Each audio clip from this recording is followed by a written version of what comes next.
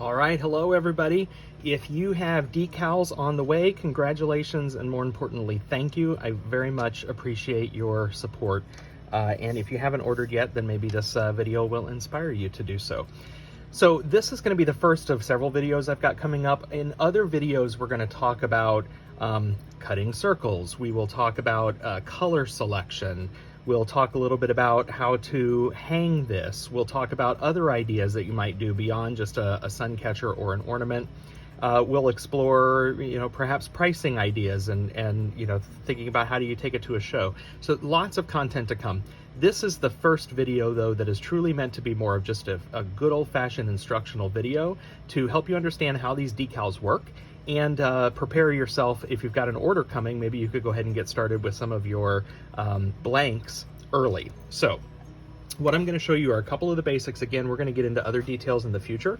And what's really exciting about this is if you buy any of the decals, you'll be invited to a private hidden Facebook group just for customers. And I really hope that in there we'll share our ideas. So as we all start to play with these more and more, we'll see what others are doing with color combinations, with materials, with confetti, with frit, with sheet glass, with float glass. So we're going to explore, hopefully together. Hopefully everybody's in a sharing mood, and we'll do that. This is intended to be kind of the first of what you'll see as many videos. So if you would like to get started making your blanks while you wait for your decals to come, I'm all for that. So as I mentioned on the website, the decals are 3.5 inches in diameter. So they will arrive on a roughly cut sheet of paper like this, and from edge to edge, black to black there, it's 3.5 inches in diameter. It is, if you're move the ruler there a little bit. If you are a metric person, it's 89 millimeters. So if you are confident in pulling together your blanks to that size, then feel free to do that. You can start working on your blanks, target them to be about 3.5 inches so that when you get your decals, you're ready to just rock and roll. So in the case of my blank here, this is a little less than 3.5 inches. And I mean, just a little bit. If you look there, look how close that is.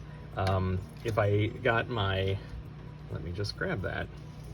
If I got my slide, no, what is this thing? Calipers.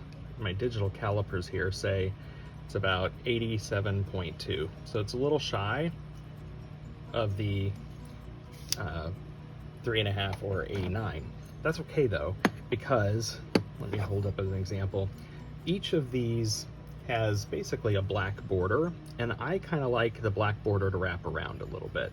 So I started with, I'll get into another video telling how I made my blanks, but I started with a 3.5 inch diameter circle. I used a little frit. This is not 6 millimeter. 6 millimeter rule means it pulls in just a little bit, but in this case with my firing schedule, I only went to about 1400. It doesn't pull in too much. So I have almost a 3.5 inch, which works fine for me. So if you are considering making your blanks in advance, just think about what is the finished fired size going to be, and plan accordingly.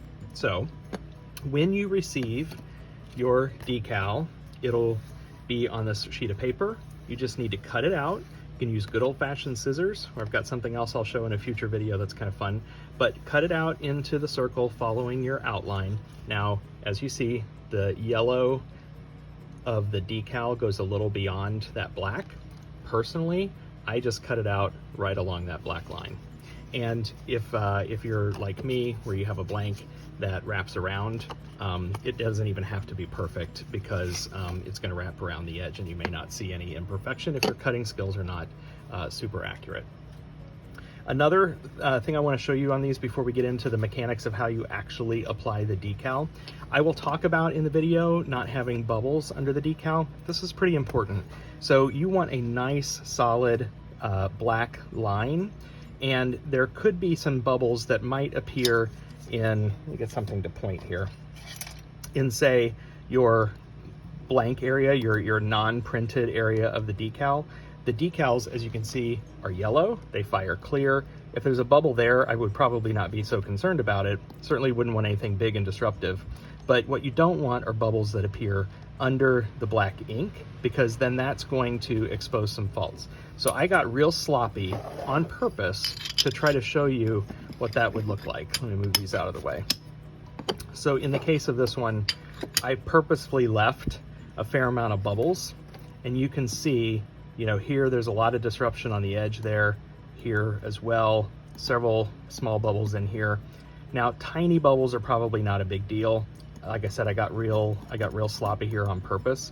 I have another one where same effect. You know, here's a little bit of a larger bubble, so you can see where that disrupts the black. Versus this one, where I was careful to try to get a majority of the bubbles out of the decal, and you get a nice solid. So when I talk about not having bubbles after you apply these, this is what you're trying to avoid. It's not hard, but you do have to be paying attention to what you're doing and then kind of inspect it afterward, and I'll show you that process in just a moment. Okay, here we go. I'm gonna show you how easy it is to apply these decals. Now, when you receive them, they'll be in a larger piece of square paper. You just need to cut them out. And so I've pre-cut some of mine. These work quickly, so have your glass cleaned and ready to go. These are my glass blanks that I've fired. And these decals are 89 millimeters in diameter. So I've planned all of my glass work so that it ends up being right around 89. In fact, I think these end up being 88. So what I'm gonna do is show you how easy it is. This process goes fairly quickly. Now, I put a white sheet of paper down here so that you could see. It's gonna get messy because I'm gonna get drip water everywhere, but that's okay. So here's my blank piece. Here's my decal. It's on paper. What you're gonna do is soak it. Now, I use distilled water just because I think it depends on the quality of your water and how many minerals are in it and such. And I have used tap water in some of my testing of the decals. Didn't have any issues, but I like to use distilled just to make sure. So got a little pan here of distilled water. This only needs to soak for about 30 seconds. And you need to watch it. You don't want this to completely float off the paper. If it does, you're gonna potentially present problems. So I truly do these one at a time, and it takes about 30 seconds. And so you drop it in, it immediately curls up, but does start to lay down again. And then I usually just kind of press it down into the water and make sure it's good and in there for a bit. Now, these decals have a yellow tint to them. As you can see, they look yellow, and there is a yellow tint to the decal that will fire clear when the piece is done. Sorry, it's hot and I've got the fan going, and it's funny to be making things for the holidays, but you might be able to hear a lawnmower in the background now too because somebody's mowing. But anyway, this decal has been in there for long enough. Basically, what you want to do is kind of check and see if it's loose. So do you see how it's kind of loose and already slides off that paper? That's what you want. You don't want this thing to fully float off, but you want it loose. So what I'll do is I'll take my glass now that's been cleaned and dried, and I will slide with my thumb. I'll just slide this decal off so that the edge is off. Maybe it's about 1/4 of an inch. Let me make sure I'm getting up here close so you can see this.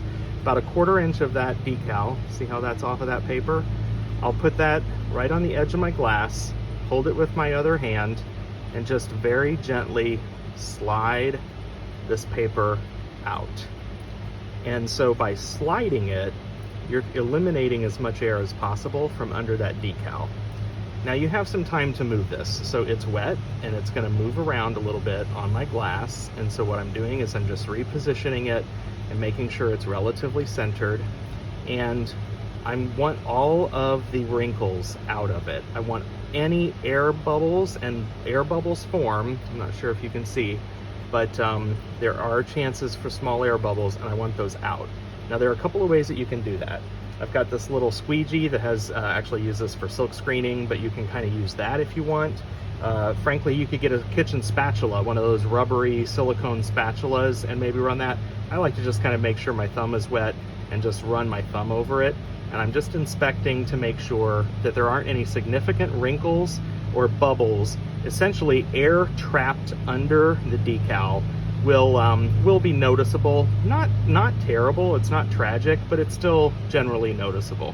Then I'm going around the edge where there might be a little bit of a fold, and I'm just kind of trying to push that down as well. And almost, if you're familiar with doing stained glass and copper foil method in stained glass, you're almost kind of burnishing it on to your piece.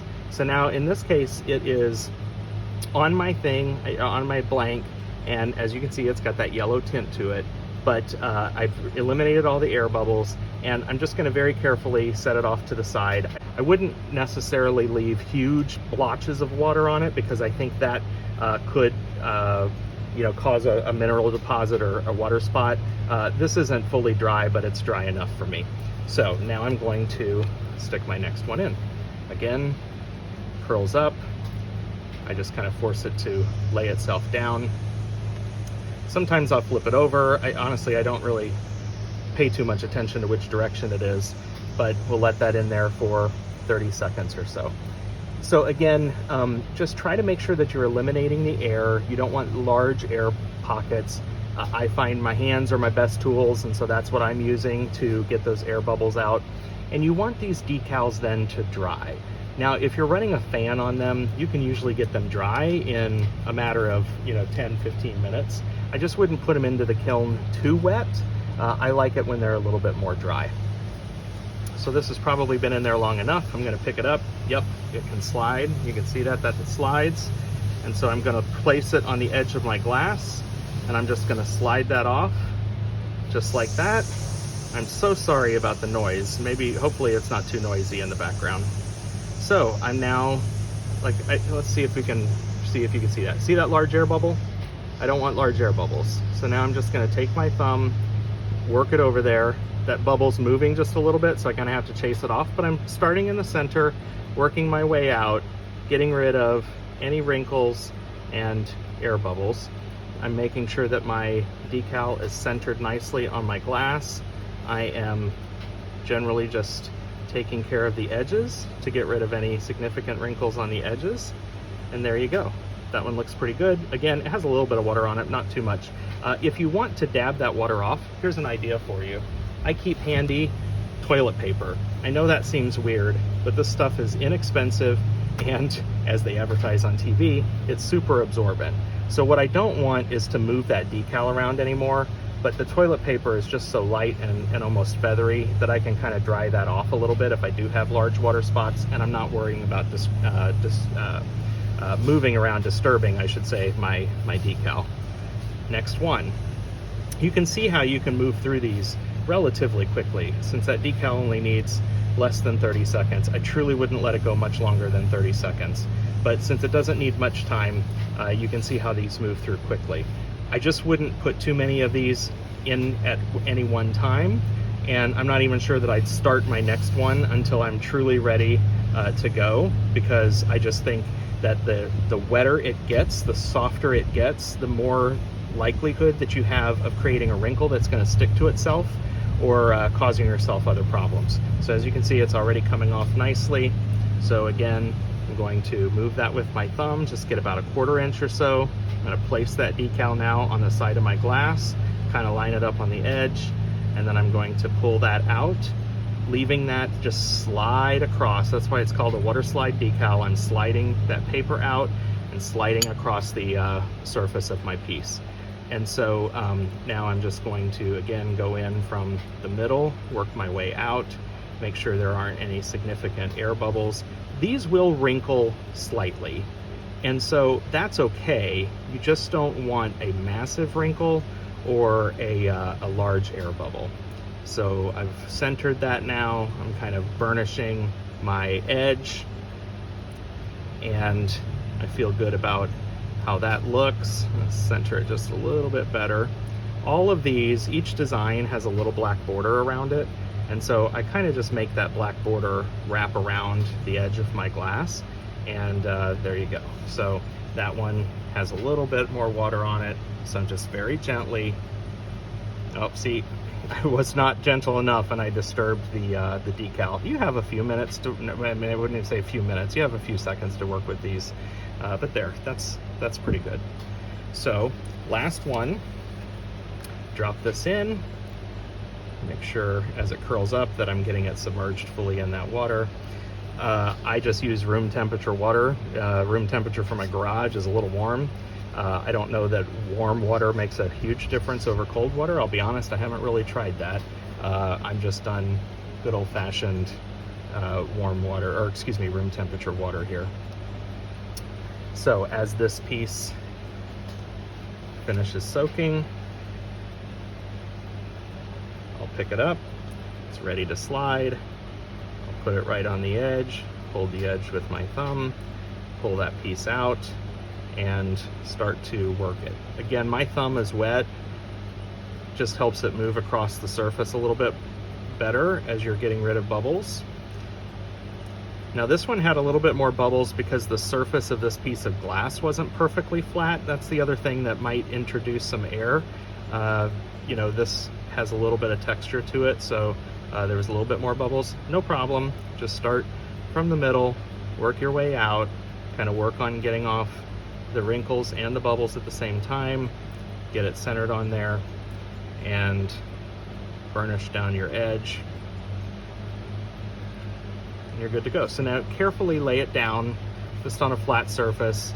There's a little blop of water, get a little bit of that off, dabbing it, and there you go. I'm gonna aim a fan at these. You could let these dry overnight. You could let them dry for days. What I wouldn't do is stack them, because they do tend to stick to each other even once they're dry. So I wouldn't stack them, but I'm gonna aim a fan at these, dry them off, and then we'll get them fired up. Okay, one more tip I thought of. Once you've applied these, and I talked about kind of burnishing it on the ends, but if there's a little bit of a wrinkle, like you can kind of see there, or yeah, you can see how there's just a little bit of a wrinkle, almost a little spike that kind of appears there, where that decal is just trying to kind of come around the curvature. Don't worry about that too much. These almost have a little bit of a I don't know, shrinky-dink effect. If you remember those from a kid, they do kind of shrink up a little bit and seal on there very nicely. So if there's a little bit of a ripple or a little bit of a wrinkle on the edge, I would not worry about that at all. And if there are little bubbles under your glass, you're probably fine. I'm just talking about larger air bubbles, and particularly any that's under the black. Those are the ones that kind of stand out after firing. Don't think you have to be so surgical with these. They're really not that finicky, but like I said, if you've got little edges, kind of like you see on here, little bitty wrinkles on the edges, don't worry about those too much. They'll fire right out. Okay, so I fired these. First, let me address the wrinkles. This is the very one that I was just showing in the previous segment where I said that there were wrinkles on the side. You're not going to be able to see this very well on camera, but again, those just fired right out. The side wrapped around quite nicely, and there's really no texture or wrinkle on that, so I'm very pleased with how those turn out. I just wanted to show that to you. So let's talk a little bit about firing schedule. In the notes that you're going to receive in the packet I sent you, I talk about going up to 900 and holding for 30 minutes. I believe that just really helps these kind of get set before we take it up to a little bit of a higher temperature. Then I take it up to about 1150. I would say anywhere between 1100 and 1150 is probably pretty good, depending on your kiln. And this is important, and we talk about this in my videos and all others as well. Different kilns heat differently. These are the results that I found in my kiln. 1150 does fairly decent. The hotter and the more heat work you go, the more likelihood that this black starts to lose its richness and starts to go a little bit more transparent on you. So you may get your decals and you might decide to fire them on the lower end, 1100, 1110, depending on your kiln. And then, you know, if it comes out and it's not something that you're pleased with, you could probably put it back in without risk, but you can't unfire a piece. And so I would caution you just to be very mindful about how your kiln performs, and maybe you know, think about that firing schedule and be more conservative. Also, on the document that I send you with the instructions, I say to take it up to 1100 to 1150 and hold for 120 minutes for 2 hours. I have since found, after printing that I get a really decent result at 60 minutes as well. So if you want to cut that hold time down, you're more than welcome to do that. Other tips that I found, I have tested capping this decal with clear powder. I wouldn't necessarily recommend that. I wasn't pleased with the results that I got. It really messes with the design too much. I have also sandwiched it between two pieces of glass, in particular float. I haven't done it with art glass yet, but it fired beautifully when sandwiched between two pieces of float, and having a full cap, a full glass cap, not so much with the powder. Other things that you might decide to try, if you fire it face down, maybe using paper, like papyrus or thin fire, it does leave a texture on that. So I would have to, you'd probably want to flip it and refire it. My tests and what I'm recommending for initial best results are to fire it uncapped up to, but probably not much past 1150. Therefore, you probably need to fire your blank first. This ends up being a 2-firing project. Fire your blank first, then apply your decal and in your second firing, and then you should be good to go.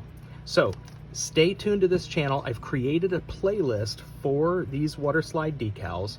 Stay tuned to this channel, watch for future videos. We'll talk again about color selection, shapes and circles in particular, how to mount them, other ideas beyond just the circular shape, and materials to use, and so on and so on. So I'm eager to film some more of those. Stay tuned, keep watching this channel. Please join the private Facebook group once you've been invited. You will get a QR code in with your package. All you have to do is scan that QR code and request to be in the group, and we'll add you in. And then I encourage you to share. This is gonna be a lot of fun. Thanks everybody, bye-bye.